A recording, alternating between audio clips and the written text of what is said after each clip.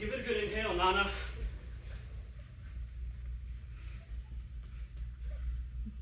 Smells like 100% jasmine rice. Now, the true test. Ernesto takes out a pair of chopsticks and hands it to Nana. Nana pierces the chopsticks into each bowl and tastes the bowl, carefully analyzing each chew. Nana picks up one of the bowls.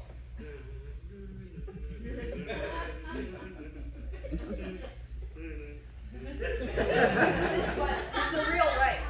Final answer? Wait. Nana takes another bite. No, this is the one. Nice try, but they're both ours. Oh my God! You did it, Ernesto! Your dad would be so proud! Rice with a Y tastes, feels, and smells exactly like real rice. And it's so good. We did it. And don't forget, rice with the Y is also good for you.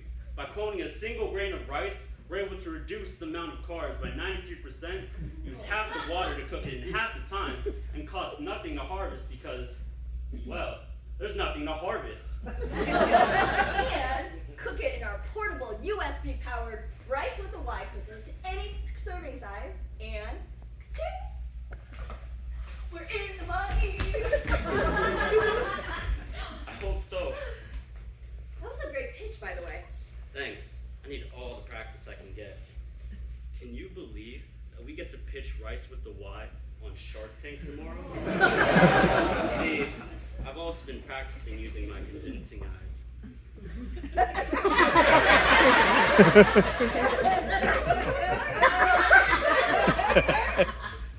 Well, that might be because of this.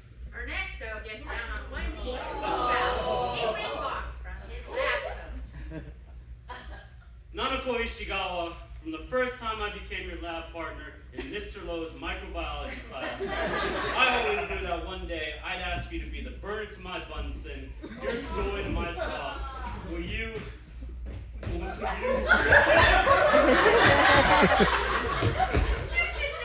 You got us a flash mob for this occasion? I have no idea who those people are. You have upset the balance of life, the balance of earth and grain, exploiting the inequity between science and nature. I am Vinh. I'm Chariya. I'm Lawan. And we are the Ethereals. Protectors, advocates, And nurturers of Earth's most precious grain, sent from the rice gods to stop you. I don't know what kind of flash mob are you, but you can't just break in here.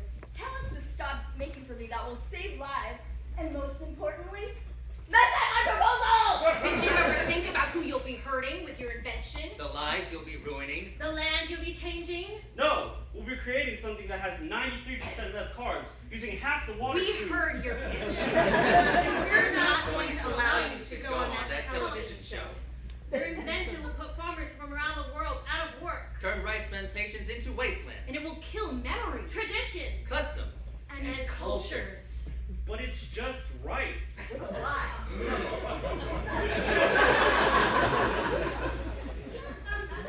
What does it mean when you don't finish eating rice from a bowl? Duh, it means that your future spouse will have just as many blemishes on his face. Hey, I'm moisturized. And what happens when you don't bring rice into a new home? My dad said that it's bad luck. Like we won't have enough food to last the year. And what will happen when rice is thrown at a wedding couple? I don't think that's allowed anymore because of the birds and bird flu.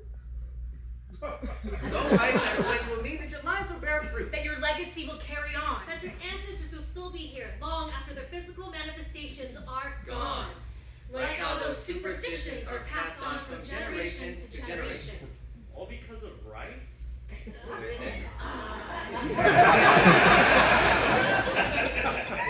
think that you're cool with your fancy clothes, ability to speak in unison, and godlike warnings. But we didn't spend 5 years and max out 11 credit cards to stop us from changing our destiny. And from going on Shark Tank.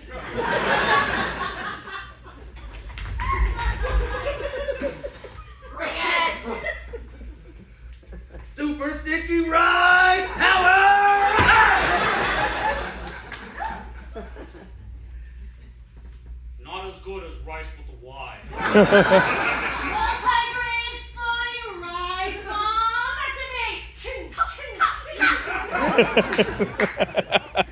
Save this for later. The showdown!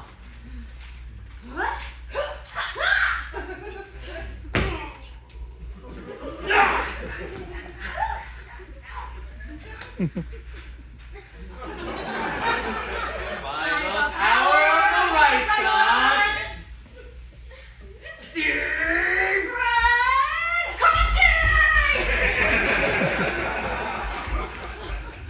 Nana, are you okay? Is that all you've got? we could go all day. Fine by me. I can take them by myself. No, Nana. I won't, because you won't stop fighting, and they won't stop fighting. And all we'll have left is a lab full of rice that's all over the floor. And if you ever spill uncooked rice all over the floor, you know how long that would take.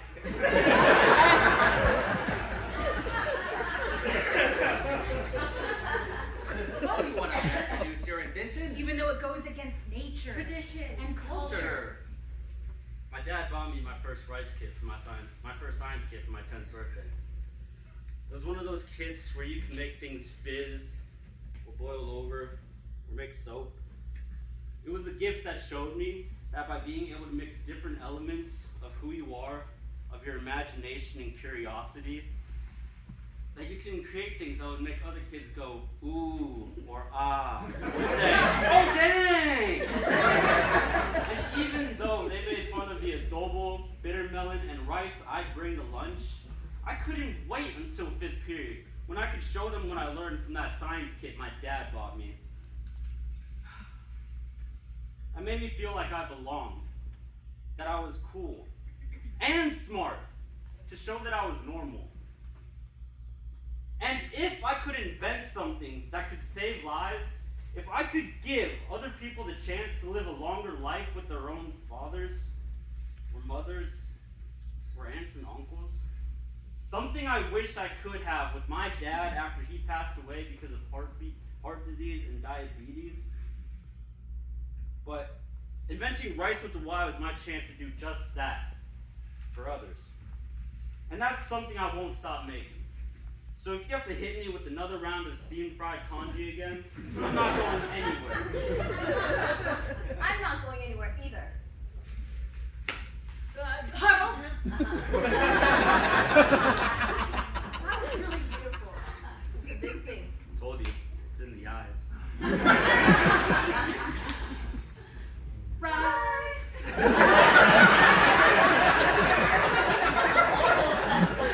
You've spoken with the rice gods, and they would like to make you an offer.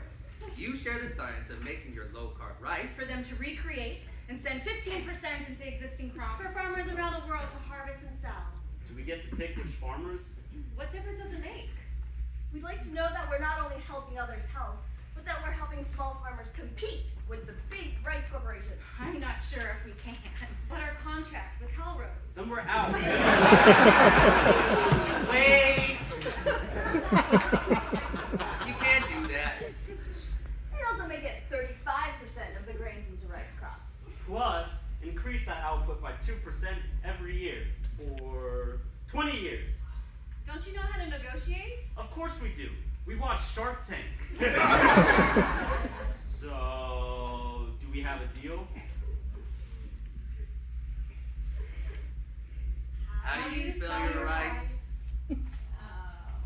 Yeah!